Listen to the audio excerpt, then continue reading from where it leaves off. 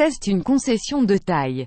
Le ministre de la Transition écologique, Nicolas Hulot, a estimé mardi 7 novembre que la France ne pourrait pas ramener la part du nucléaire dans la production d'électricité à 50% en 2025, la date prévue dans la loi de transition énergétique. Il sera difficile de tenir ce calendrier de 2025 sauf à relancer la production d'électricité à base d'énergie fossile, a déclaré Nicolas Hulot à l'issue du Conseil des ministres.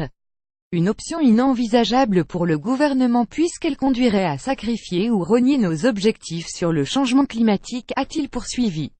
Si l'on veut maintenir la date de 2025 pour ramener dans le mix énergétique le nucléaire à 50%, ça se fera au détriment de nos objectifs climatiques.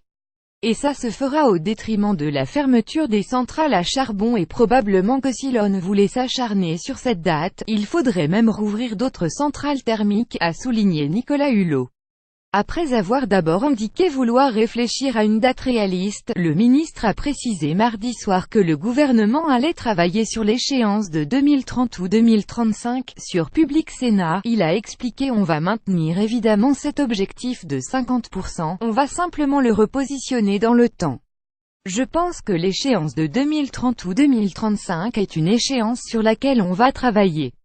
Transition énergétique. Les 5 mesures qui doivent changer votre vie. Un fort développement des énergies renouvelables. La loi de 2015 sur la transition énergétique prévoit de ramener de 75% à 50% d'ici à 2025 la part de l'atome dans la production d'électricité française, un objectif qui avait été fixé après des mois d'âpres débats au Parlement.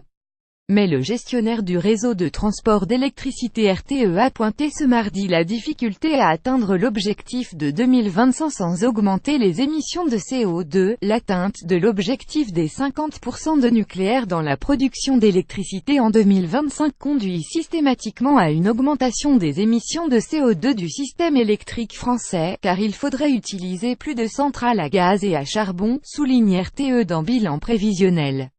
Dans le détail, il faudrait fermer 24 réacteurs nucléaires d'une capacité de 900 MW en parallèle d'un fort développement des énergies renouvelables avec environ 10 500 éoliennes terrestres et 750 en mer dans le pays pour pouvoir atteindre la date de 2025. Ce scénario implique aussi que la fermeture des centrales à charbon très polluantes devrait être repoussée au-delà de 2025.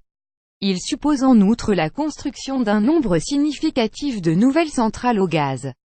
Pour l'instant, seule la fermeture des 2 réacteurs de la centrale de Fessenheim dans le Haut-Rhin a été actée. MG avec AFP.